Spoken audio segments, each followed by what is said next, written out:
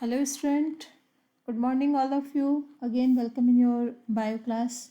Today's topic is remaining portions of replications. It is the chapter molecular basis of inheritance, where you have read a lot of points, different type of experiment, Griff experiment, Hershey and Chase experiment, and DNA is a genetic material or DNA replication is semi-conservative method. The experiment that prove that particular points you have already read. Understood, student? Now replications. Yesterday video we have started replications. So replications you have to read replications in following points. First one is enzymes for DNA replications that we have already discussed. The enzymes which is required for DNA replications, it is first DNA dependent DNA polymerase, second helicase, third one is DNA ligase. These are the basically enzymes which are required during the replications. Okay, students. Now next point, machinery and enzymes. You have read which machinery use for replications of DNA. We have already discussed. Again today we will take some conclusions point. The main enzymes which is referred is to DNA dependent DNA polymerase. DNA polymerase enzymes बहुत important है और near about एक human जिसका diploid जो genetic material है 6.6 into 10 की power 9 base pair है, उस प्रोसेस को पूरा कंप्लीट होने में कितना टाइम लग रहा है 38 मिनट्स. तो इसको यदि हम मेज़र करें तो पर सेकेंड 200 बेस पेयर रेप्लिकेट होता है. 200 बेस पेयर रेप्लिकेट हो रहे हैं कितना एक सेकेंड में. तो इसका ऐसा क्यों होता है, बहुत ही ज़्यादा अप्रॉक्सीमेटली और बहुत ही प्रिसाइज प्रोसेस है. ठीक है, यदि डीएनए पॉलीमरेज नहीं होगा तो ये इतनी फास्ट नहीं हो सकती है. तो DNA polymerase enzymes as a catalyst work करता है और प्रोसेस को काफ़ी एक्यूरेसी से कंप्लीट करता है. कोई भी मिस्टेक यदि रेप्लिकेशंस के थ्रू यदि होती है तो that will be convert in mutation. Clear student? और इसके लिए एक बहुत ही एक्सपेंसिव प्रोसेस है ये, बहुत ज़्यादा.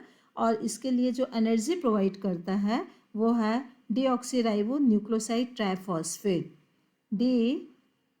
Deoxyribo nucleus triphosphate. ठीक है, ये ड्वेल पर्पस के लिए है.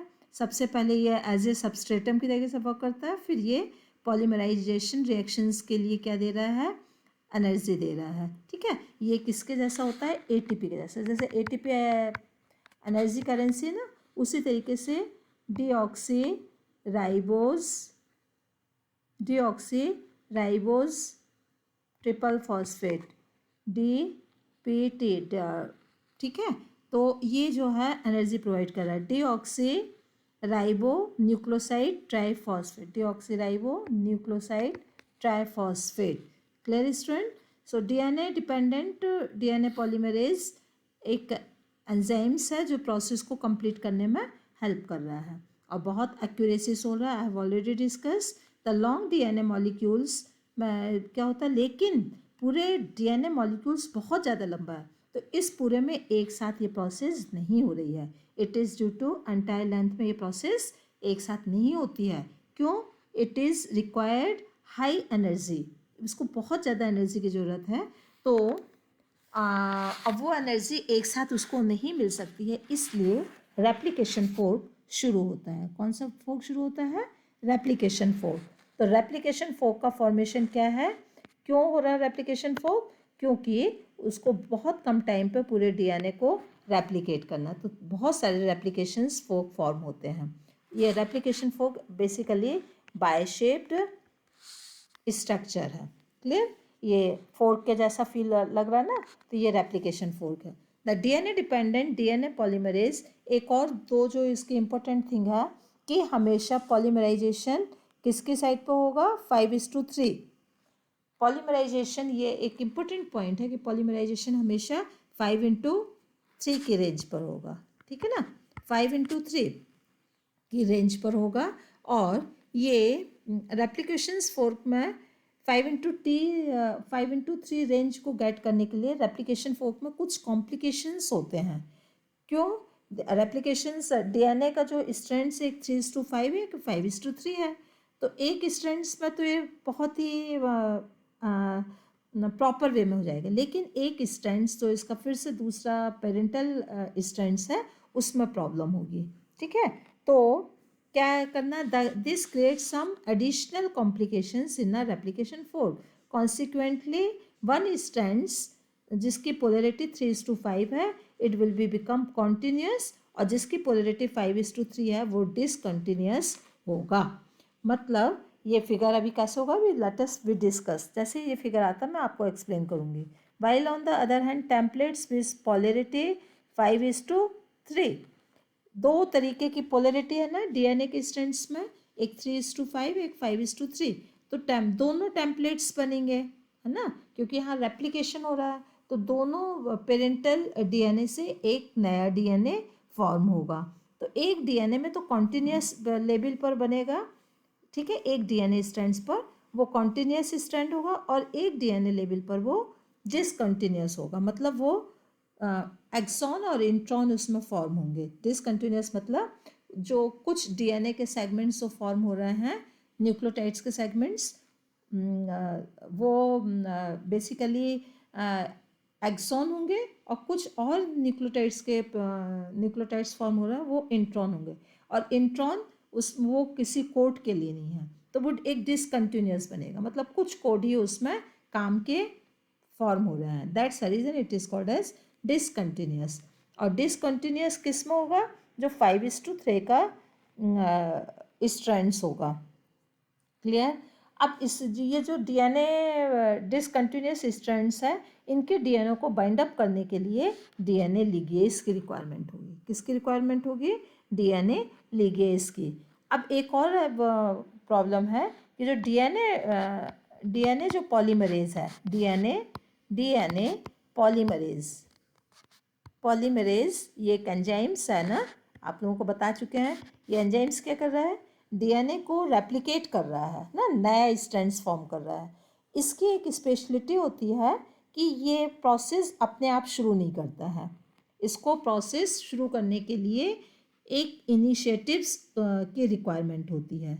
ठीक है ना? तो वो डीएनए के हेलिक्स के किसी भी एक प्लेस पर वो एक पॉइंट फाइंड आउट करता है। ठीक है, वो पॉइंट कहलाता है रेप्लिकेशंस, ओरिजिन ऑफ रेप्लिकेशन। ठीक है, ओरिजिन ऑफ रेप्लिकेशन से डीएनए जो पॉलीमरेज है वो उसका एक डीएनए का एक पीस और एक स्मॉल पीस लेता है, और उस स्मॉल पीस से वो रेप्लिकेशंस की प्रोसेस शुरू करता है। ठीक है, तो बेसिकली दो बातें आपको इसमें समझ में आई कि डीएनए पॉलीमरेज इस पूरी प्रोसेस में इन्वॉल्व है, और डीएनए पॉलीमरेज खुद प्रोसेस को शुरुआत नहीं करता है, उसको एक इनिशिएशन की रिक्वायरमेंट होती है, किसी एक की रिक्वायरमेंट होती है। तो in this way replications process complete होती है। ये देखो बेटा, ये रेप्लिकेशन फोर्क है। ठीक है, वाई शेप जो स्ट्रक्चर वो रहा रेप्लिकेशन फोर्क है। इसके ये रेप्लिकेशंस कहाँ से स्टार्ट हुआ था, ओरिजिन ऑफ रेप्लिकेशंस कहाँ से स्टार्ट हुआ है, यहाँ से, और ये इस तरीके से ये फॉर्म हो रहा है। इसमें दो स्ट्रैंड है, एक 5:3 और एक 3:5 स्ट्रैंड्स। ठीक है ना, 5:3 स्ट्रैंड्स जो है 5:3 स्ट्रैंड्स यहाँ पे 3 आया है, तो यहाँ पे जो नया डीएनए फॉर्म होगा, ठीक है, ये न्यू डीएनए फॉर्म होगा, न्यू डीएनए स्ट्रैंड्स फॉर्म होगा। ये चूंकि ये 3:5 है तो ये 5:3 की ओर जाएगा। अभी आपको बताया ना कि 5:3 की साइड पर वो होगा, इसलिए ये रेड कलर का जो एक एरो बना हुआ कंटिन्यूस एरो, ये कहलाएगा कंटिन्यूस सिंथेसिस। तो दैट्स अ रीज़न 5:3 का जो स्ट्रैंड्स रहेगा, है ना, उसमें यदि हम इसको वाई शेप ओपन साइड से देखें तो ये 3:5 है। तो 3:5 का स्ट्रैंड्स कौन सा स्ट्रैंड होगा? Continuous strands. ठीक है, और 5:3 का जो स्ट्रैंड्स है, ये 5:3 है, ये डिसकंटिन्यूस स्ट्रैंड्स है, क्योंकि इसमें पॉलीमॉर्फिज्म और डीएनए का रेप्लिकेशंस 5:3 के रेंज पे हो रहा है। तो ये 5:3, फिर ये डिसकंटिन्यू हुआ, फिर 5:3, फिर 5:3। इस तरीके से डीएनए के दोनों स्ट्रैंड्स कंटिन्यूअस रेप्लिकेशन नहीं करते हैं, वो पॉसिबल नहीं है। सिर्फ उसमें एक स्ट्रैंड कंटिन्यूअस स्ट्रैंड होगा, वो वाई साइड से, जिस साइड से ओपन साइड है, ओपन साइड से देखेंगे तो 3:5, ठीक है ना, ओपन साइड से। तो 3:5 वाला स्ट्रैंड्स कॉन्टिन्यूस स्ट्रैंड्स होगा, क्योंकि उसको 5:3 कंटिन्यूस न्यूक्लियोटाइड्स कॉम्प्लीमेंट्री और टेम्पलेट्स न्यूक्लियोटाइड्स मिलते जाएंगे, जिसके बेस पर वो न्यू स्ट्रैंड्स डीएनए का फॉर्म करता जाएगा, ठीक है। और एक स्ट्रैंड्स उसका डिसकंटिन्यूस होगा। क्यों? क्योंकि पॉलीमराइजेशन और रेप्लिकेशन हमेशा 5:3 के रेशो पे होगा।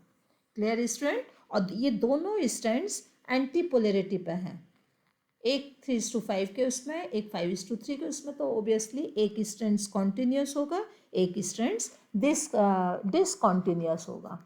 Clear students? So this is the basically process of replications, ठीक है ना। अब रेप्लिकेशन प्रोसेस में भी 3 स्टेज आती हैं बेसिकली, इनिशिएशन, एलोंगेशंस, और एक आता है ज्वाइन करना। दोनों डिसकंटिन्यूस स्ट्रैंड्स पर के जो नॉनसेंस कोड हैं और नॉनसेंस न्यूक्लियोटाइड्स हैं जो सेंसलेस हैं, उनको अलग करके डिसकंटिन्यूस स्ट्रैंड्स पे बेसिकली ये प्रोसेस होगी। उसको अलग करके जो मीनिंगफुल एक्सॉन है, ठीक है ना, उनको ज्वाइन करना, ठीक है। तो ये 3 प्रोसेस होंगे। तो सबसे पहले यह है प्रोसेस इनिशिएशन, ठीक है। फर्स्ट प्रोसेस जो रेप्लिकेशन की है वो है इनिशिएशन। इनिशिएशन क्या है? इनिशिएशन का मतलब होता है the complementary strands of DNA double helix are separate by 2 enzymes. ये 2 एंजाइम्स के थ्रू डीएनए स्ट्रैंड्स सेपरेट होगा।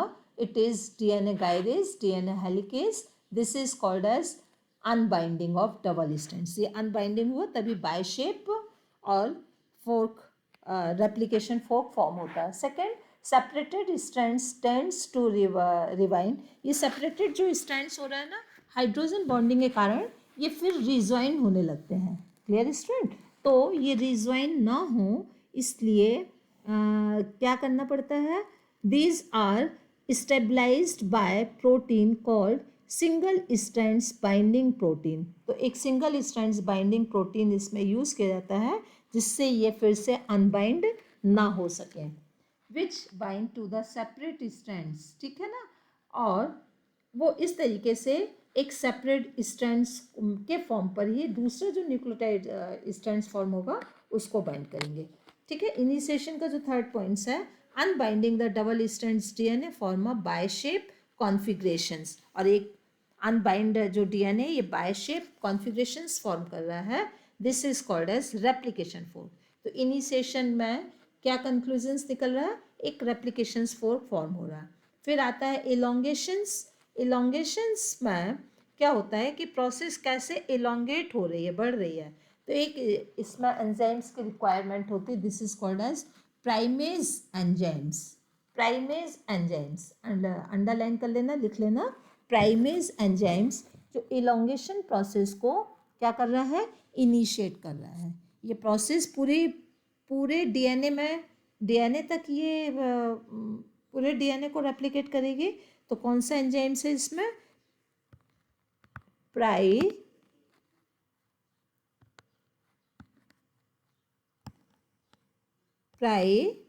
एंजाइम, PRI प्राइमेज एंजाइम्स, ठीक है। ये प्राइमेज एंजाइम्स इनिशिएट करता है रेप्लिकेशन प्रोसेस को किसकी साइड से?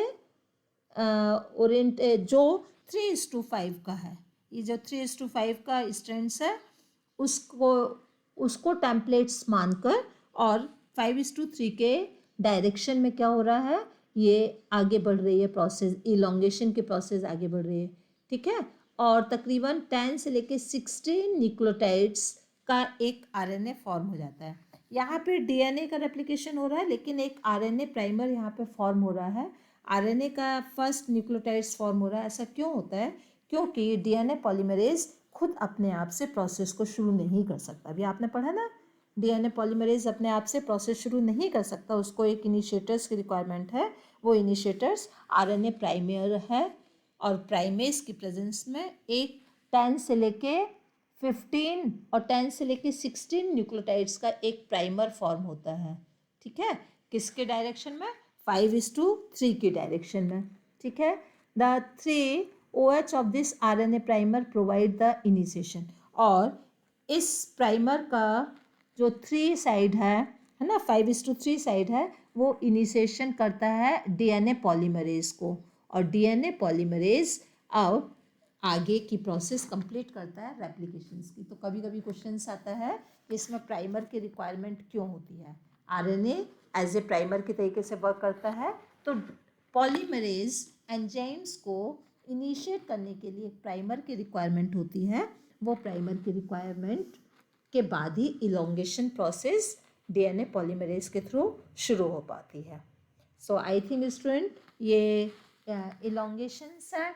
इलोंगेशंस के बाद DNA polymerase progressively add deoxynucleotides to the free OH end of the growing polynucleotides chain, so that replications of the 3:5 strands of DNA is continuous।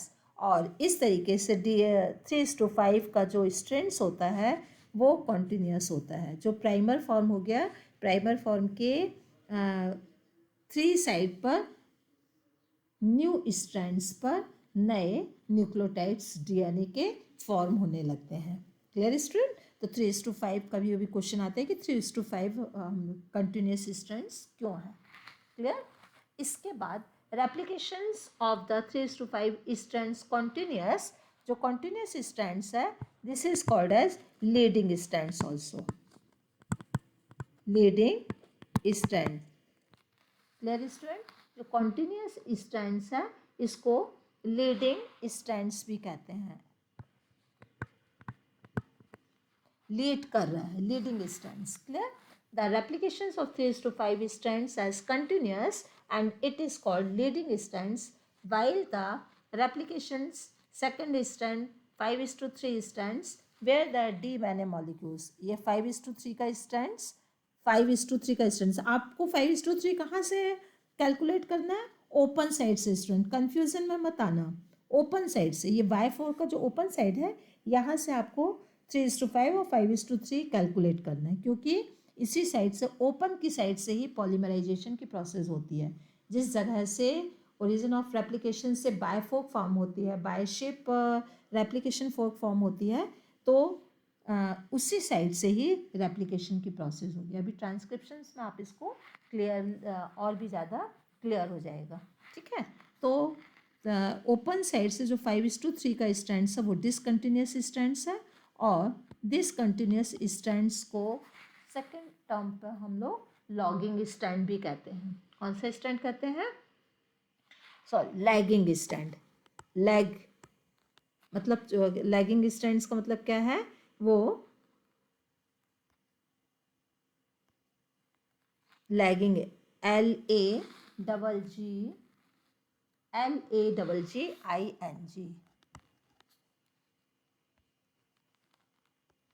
GGING, ये lagging strands है, और वो वाला कौन सा है? Leading strands. Clear student? तो यहाँ पर लैगिंग स्ट्रैंड्स और लीडिंग स्ट्रैंड्स क्लियर हो गया होगा। Leading strands is continuous strands, lagging strand is template strands. Clear? अब आता है the replications of the lagging strands generate small nucleotide. अब ये देखो, आप लोगों को ये बताया कि लैगिंग स्ट्रैंड्स डिसकंटिन्यूस क्यों हैं? क्योंकि replications fork of lagging strands generate small polynucleotides fragments. ये देखो, ये छोटे छोटे से बीच की गैपिंग दिखाई दे रही है ना, ये बीच की गैप, तो ये छोटे छोटे से न्यूक्लियोटाइड्स फॉर्म कर रहा है। ठीक है, और ये जो न्यूक्लियोटाइड्स हैं, स्मॉल फ्रैगमेंट जो हैं, it is called as Okazaki strands, Okazaki fragments. ये फ्रैगमेंट्स ओकाजाई फ्रैगमेंट्स कहलाते हैं। ठीक है, ये जो फ्रैगमेंट्स हैं, स्मॉल फ्रैगमेंट्स की जो गैपिंग है, ये क्या है? ओ का जाई, स्पेलिंग इसके नोट कर लीजिए, AOKAZAKI,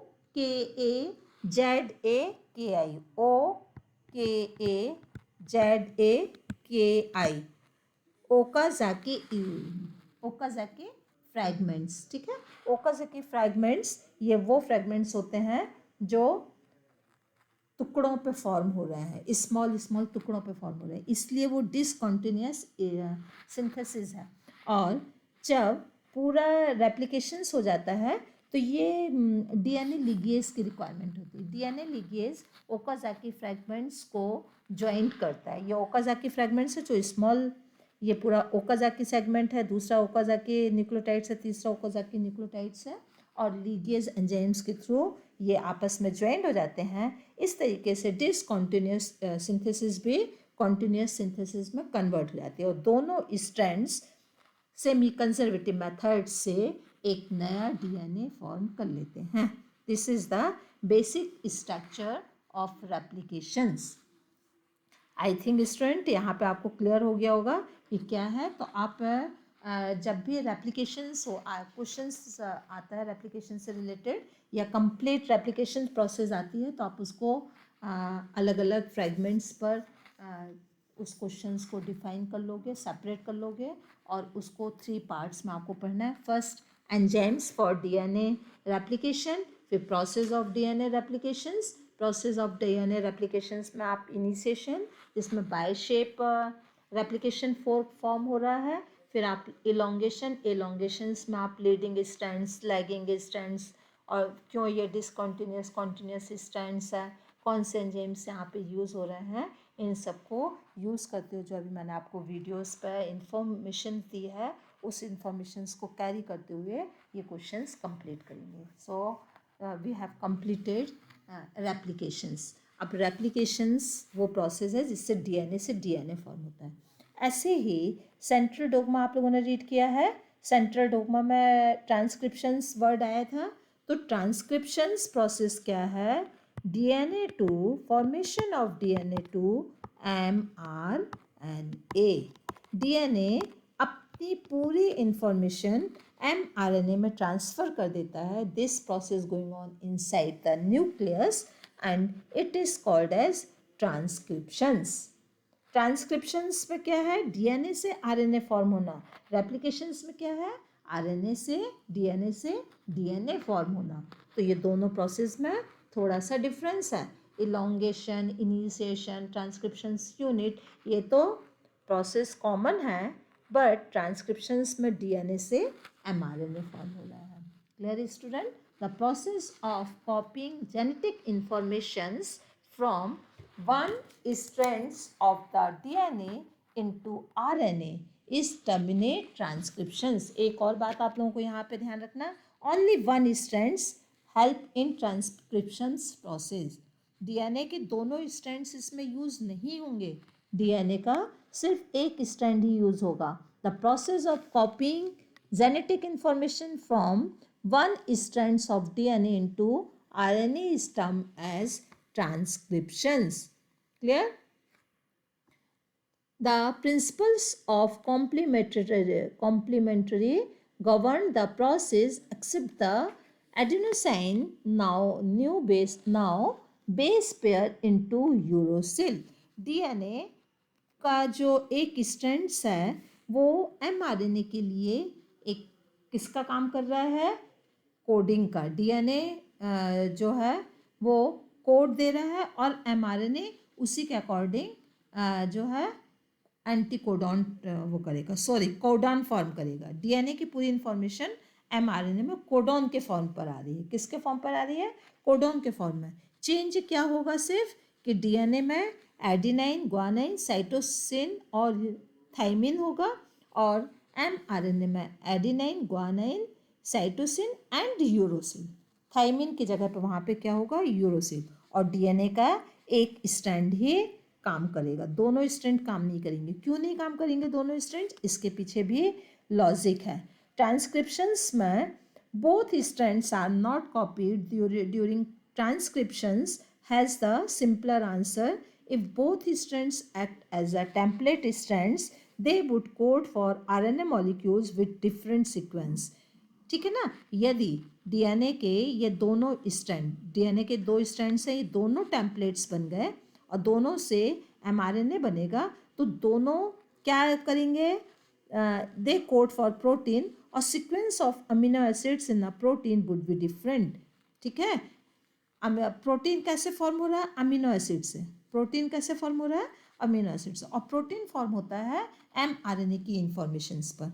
अब यदि दोनों स्ट्रैंड से यदि एमआरएनए फॉर्म करेंगे तो जो प्रोटीन कोडिंग का सीक्वेंस पूरी तरीके से बिगड़ जाएगा और वो इंफॉर्मेशंस की कौन सा प्रोटीन फॉर्म होना है वो क्लियर नहीं हो पाएगा।